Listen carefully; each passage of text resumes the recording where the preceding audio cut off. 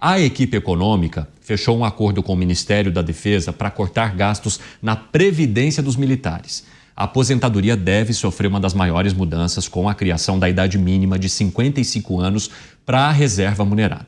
Hoje, o critério é pelo tempo de serviço, que seria aí de no mínimo 35 anos, ou seja, esse tempo para ir para a reserva então aumentaria. Um outro alvo do Planalto é a transferência de pensão, que não deverá mais ser concedida a beneficiários da segunda e terceira ordens, por exemplo, pais, irmãos, os dependentes do militar. Isso não afetaria, por exemplo, pessoas que talvez já tenham um direito adquirido, mas aqueles que poderiam adquirir. A inclusão do Ministério da Defesa nesse pacote de corte de gastos, claro, desagradou ali a cúpula, né, das Forças Armadas, revoltou muita gente, só que esse movimento não foi capaz para livrar os militares dessa redução orçamentária. Então, primeiro eu quero saber de vocês o que vocês entendem da relevância e de que maneira que isso pode trazer um corte suficiente, e é claro que a gente vai precisar entender as outras medidas que serão adotadas pelo governo federal, mas mexer com a reserva, com os militares, é um caminho essencial agora para que o governo consiga cumprir a própria regra que ele estabeleceu do arcabouço fiscal, hein, Beraldo? Cine, não é possível se imaginar essa mexida na Previdência Militar sem que antes inúmeras outras iniciativas tenham sido tomadas pelo governo. Uhum. É muito fácil falar em reforma da Previdência dos militares quando não se fez o dever de casa e mesmo essa reforma sequer resolve o problema da Previdência, não só dos militares, mas toda a Previdência do Brasil. É preciso sim entender que o governo tem um papel a cumprir e um exemplo a dar. O governo não está dando esse exemplo.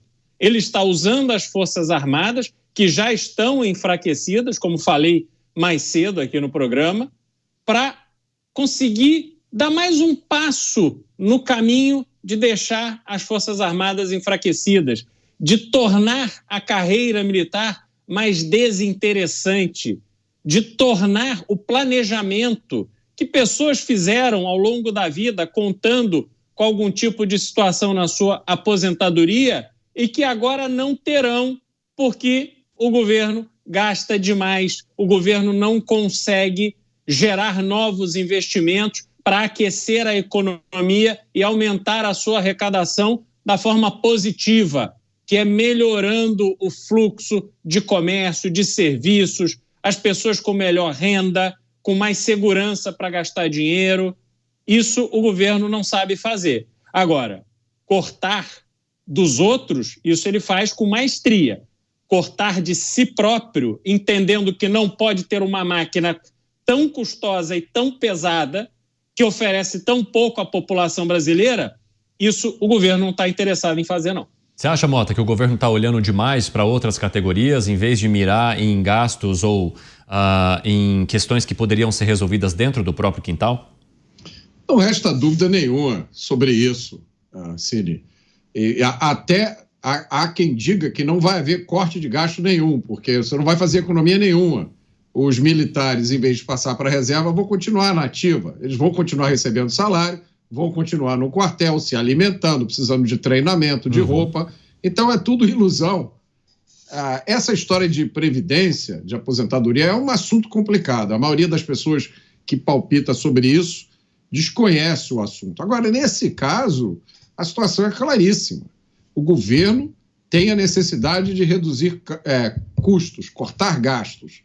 Podia reduzir o número de ministérios, 39 ministérios, abaixa para 23, reduz para 15, para 12. Por que não suspende por 1 ano, por 2 anos, todas as viagens ao exterior? Cada vez que o governo vai por um evento no exterior, leva 1.000 pessoas, 1.500 pessoas na comitiva. Ao invés de tomar essas medidas, o governo resolve mexer com a previdência dos militares. Aí eu vou lembrar aqui as palavras ditas recentemente em uma entrevista por um ex-presidente do Banco Central, cujo nome eu não vou dizer aqui. Eu vou deixar para os nossos espectadores pesquisarem. Ele disse o seguinte: as pessoas que fizeram o arcabouço não acreditam em responsabilidade fiscal. E aí esse ex-presidente do Banco Central deu a melhor definição sobre o que está acontecendo com as contas do país. Segundo ele, essas novas regras de gastos são um Kama Sutra fiscal. Eita, o horário, hein? Ô, seu Luiz Felipe Dávila, para além do Kama Sutra, vamos falar um pouquinho sobre o argumento daqueles que criticam a maneira como os militares, de certa forma, foram blindados da última reforma tributária. Então, esse é um dos principais argumentos, né? Que os militares já não foram atingidos na reforma tributária. Em algum momento será necessário... Previdenciária, sim.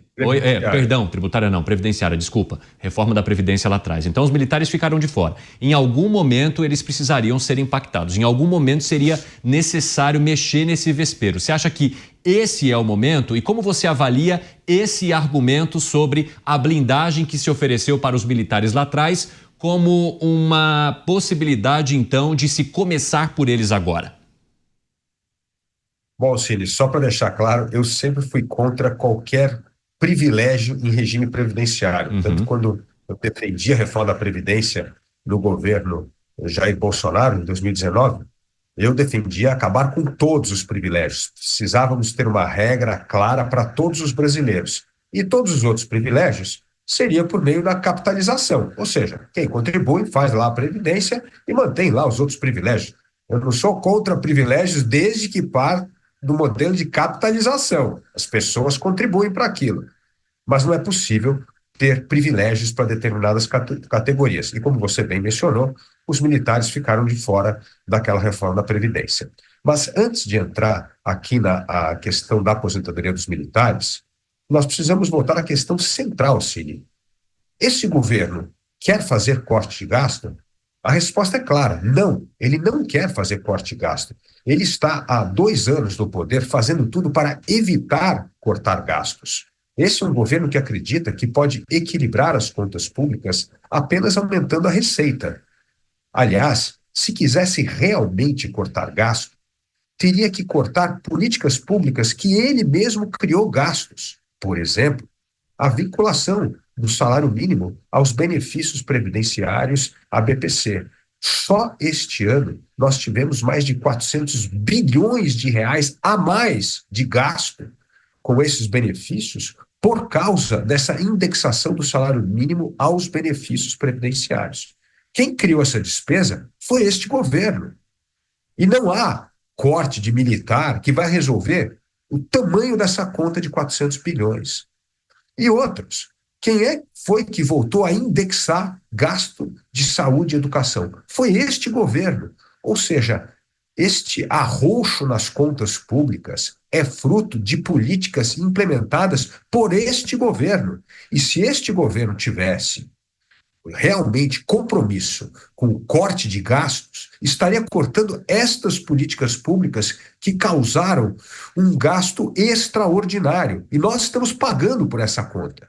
Então, não adianta vir achar que a aposentadoria dos militares vai resolver alguma coisa. A aposentadoria dos militares é uma vírgula neste universo de gasto público criado por este governo. Então, vamos deixar isso bem claro. O presidente da República não quer fazer corte de gasto. Quem criou essas despesas extras foi este governo. E se este governo tivesse alguma seriedade, teria começado um corte de gastos dessas políticas públicas que insuflaram as despesas públicas. Segundo ponto, este governo é recordista em aumento de contratação de funcionário público. E aí o que acontece? Aumentou a folha. É uma coisa inacreditável isso. Como é que no momento que você precisa reduzir despesa, você está botando o pé no acelerador de contratação de funcionário público? É um absurdo isso. É um governo que não tem nenhum compromisso com as contas públicas. E terceiro, eu vou contar aqui um segredinho para o ministro Haddad, se ele quer realmente equilibrar as contas. Sabe o que o ministro Haddad devia fazer? Privatizar. Nós temos mais de R$1 trilhão de ativos de empresas estatais. Privatiza e nós vamos ter dinheiro para fazer o tal do equilíbrio fiscal. Então, isto é para mostrar a ausência de seriedade desse governo com o equilíbrio das contas. Agora, a questão dos militares. Por que é importante trazer a questão dos militares? Porque há realmente privilégios injustificáveis na aposentadoria dos militares. Só para você ter uma ideia, Cine, hoje, o déficit previdenciário dos militares é 17 vezes maior do que o déficit do regime do INSS. Então, um militar aposentado custa R$69 mil a mais do que a turma que está beneficiado pelo INSS. Então, precisa cortar privilégio. E essa reforma contempla 2 desses privilégios que são absurdos, que já deveriam ter acabado há muito tempo. Eu vou dar aqui um. Primeiro, existe hoje, esse corte vai acabar com aposentadorias de militares expulsos da corporação. Imagina só isso, Cine. Alguns militares foram expulsos da corporação por homicídio, foram expulsos por crime sexual. E eles continuam, a família, continuam recebendo benefício previdenciário. É um absurdo isso. Não tem que receber nada. Familiares de gente que foi expulso da corporação por crime. Isso é um absurdo. Tem que cortar esse privilégio mesmo. E o segundo é restrição à transferência da pensão somente para cônjuges e filhos. Está correto. Cônjuge e filho deve receber. Agora, no caso hoje dos militares, esse benefício vai para irmão, pais, vai para outros parentes. Isso não existe. Isso não é um regime previdenciário sustentável. Então, esses 2 cortes são possíveis de fazer sem mexer na essência do regime previdenciário dos militares. Então, é importante cortar privilégio, mas esse governo até agora não mostrou nenhuma seriedade com o corte do gasto público. Eu quero trazer mais uma camada também, Beraldo, porque recentemente o presidente da República disse que esse corte ele deveria envolver outros poderes. Então, além da possibilidade de se mexer na aposentadoria dos militares, né, e lidar com esse vespeiro aí, o presidente da República falou: o Legislativo e o Judiciário também deveriam ajudar o governo federal a encontrar esse corte de gastos que fosse essencial para manter a regra do arcabouço fiscal de pé nos próximos anos e principalmente atingir as metas que foram prometidas pelo governo federal lá atrás e que ele tem visto agora cada vez mais distantes. Você entende que há a necessidade de se compartilhar essa tarefa, ou seja, porque a gente sabe, né, o nosso judiciário é um dos mais caros do mundo, a quantidade de penduricalhos, benefícios e privilégios, assim, é de assustar qualquer um, acho que até eles mesmos. Mas que possibilidade de se encaixar legislativo e judiciário agora, como diz o presidente da República? E essa também seria uma forma de tirar a responsabilidade de si e compartilhar com os seus pares? Pois é, Cine, isso lá na minha Pouso Alegre, em Minas Gerais, a gente chama de conversa mole, porque você imaginar que essa sugestão vai levar com que o judiciário e o legislativo se compadeçam da situação do executivo e resolvam cortar da própria carne, obviamente isso não vai acontecer. E o mais grave disso tudo é que a gente tem que se perguntar: por que estamos querendo cortar gastos, economizar? Qual é o propósito do governo com isso? Não é ter dinheiro para executar um projeto de investimento no Brasil que favoreça e possibilite que o Brasil se desenvolva, que crie mais riqueza, que melhore a condição do emprego, da renda, melhore a nossa infraestrutura. O propósito não é deixar um legado para as próximas gerações. O governo só quer tratar deste assunto para poder cumprir o arcabouço fiscal, que já nem é mais a lei de responsabilidade fiscal, que tinha consequências efetivas para o gestor público incompetente e irresponsável. Agora não, o próprio governo propôs o arcabouço fiscal e ele não dá conta de cumprir aquilo que ele propôs. Então, a gente vive uma situação de um país sem projeto, onde a única preocupação só é pagar a conta. É como é que vai fazer para não se enrolar, para poder respirar até o final desse mandato. Não pode ser assim. Olha o tamanho do Brasil. Somos 215 milhões de brasileiros. Olha a nossa vasta área agricultável, o poder da nossa agricultura. Vejam, mais de 7 mil quilômetros de costa. Temos ouro que há 500 anos é explorado no Brasil. Ainda tem ouro, tem minério, Tem diamante, tem tudo no Brasil. Só não tem riqueza para a população. Continuamos numa dinâmica onde os verdadeiros bilionários estão no serviço público gastando os bilhões, não só no Congresso Nacional e no Judiciário, mas também nos tribunais estaduais, nas assembleias legislativas e em tantas outras instituições governamentais que pouquíssimo produzem para o custo que têm. A gente não consegue entender, por exemplo, um estado como o Amapá, que tem petróleo, que tem ouro, que tem tudo, e continua sendo um estado paupérrimo, onde a população não consegue ter um horizonte de vida decente. Então, esse Brasil que não faz sentido, ele continua vendo a sua situação se agravar diante de um governo que não tem projeto para o país. E aí ficam nessa conversinha fiada, nesse varejinho que não leva ninguém a lugar nenhum.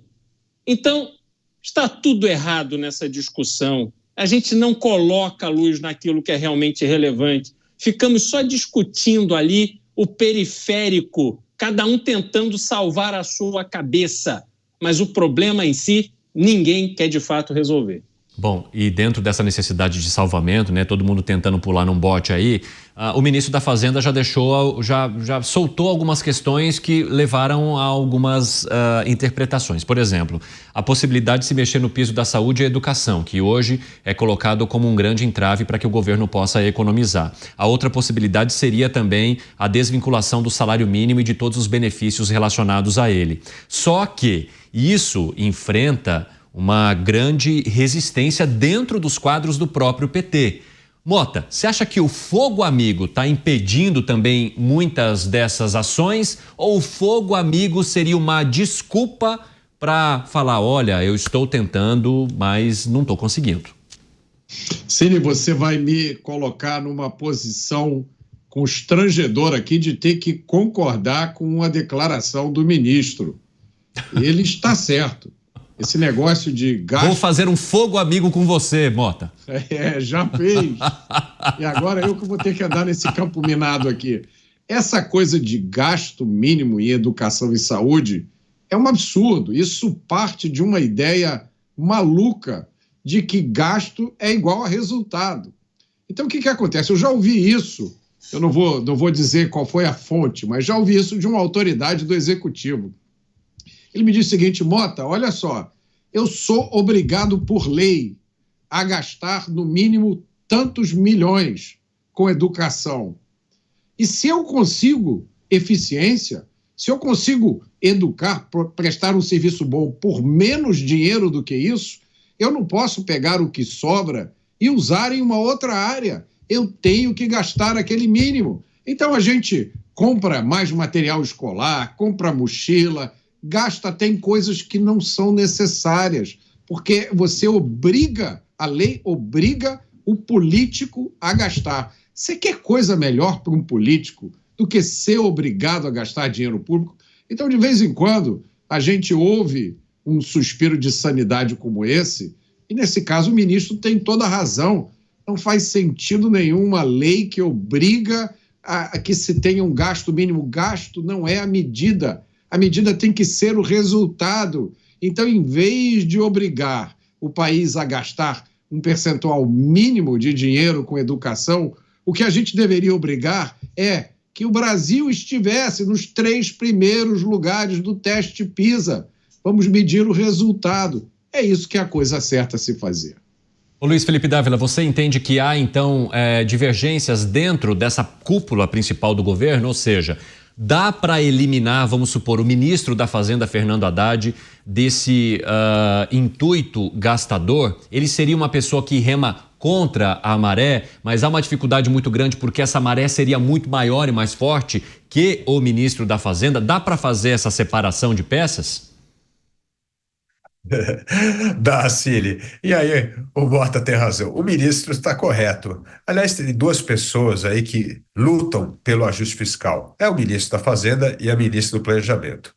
E esse é um ponto importante. Os 2 entendem a importância do equilíbrio fiscal ou de reduzir as despesas públicas para diminuir justamente a taxa de juros que afeta a vida de todos nós.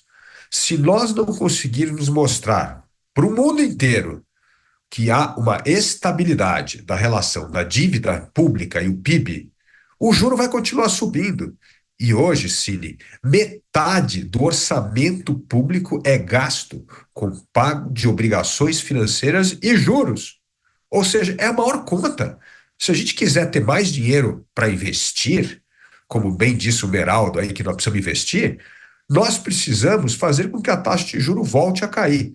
E a taxa de juros só vai cair se o governo mostrar juízo na gestão das contas públicas.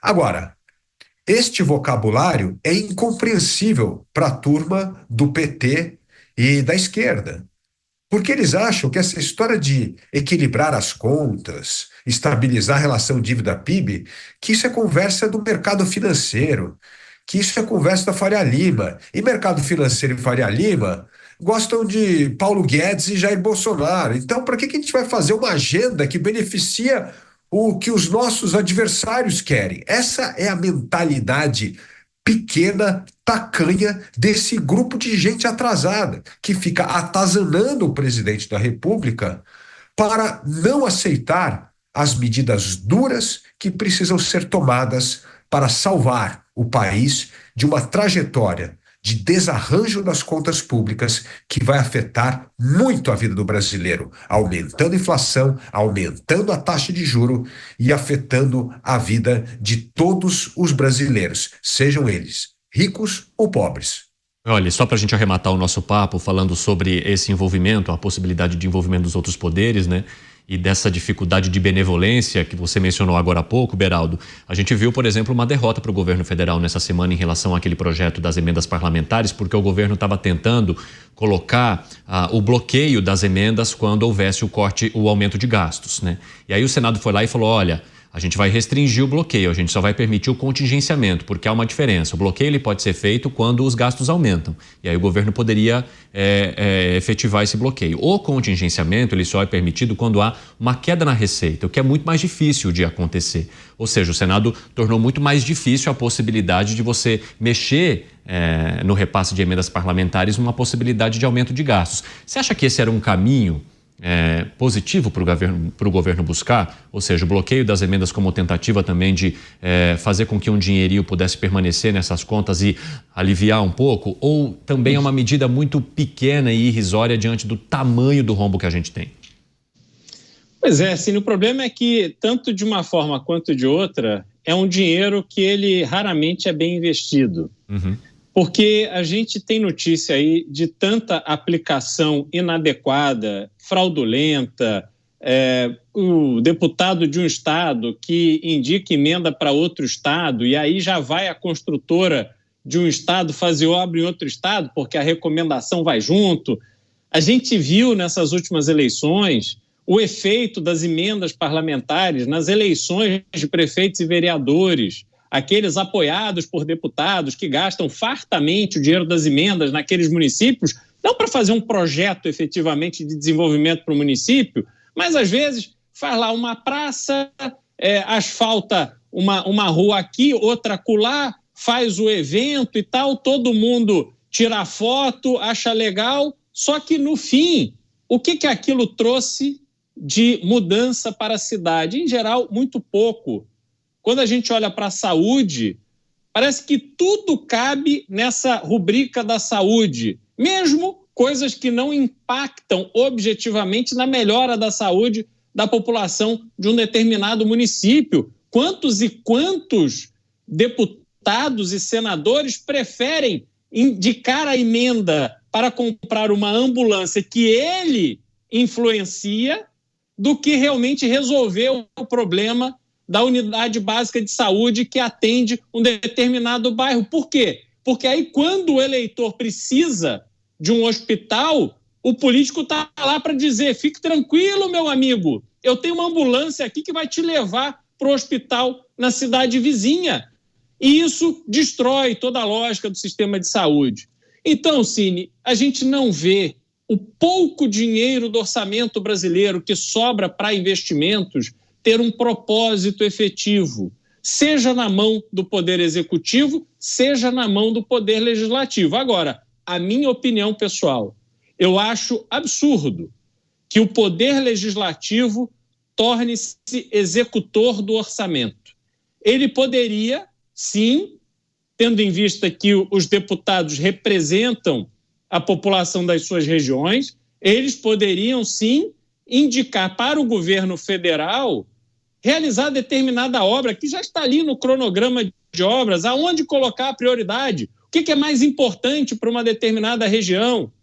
Aí o parlamentar ir lá e influenciar e, vamos dizer, votar em qual prioridade deve ser dada pelo governo federal. Mas ele, na figura do deputado ou do senador, ter milhões e milhões, dezenas de milhões de reais para ele dizer como é que ele quer que gaste, sinceramente, isto não faz o menor sentido. A maioria desses parlamentares sequer sabem investir o próprio dinheiro, quiçá investir o nosso.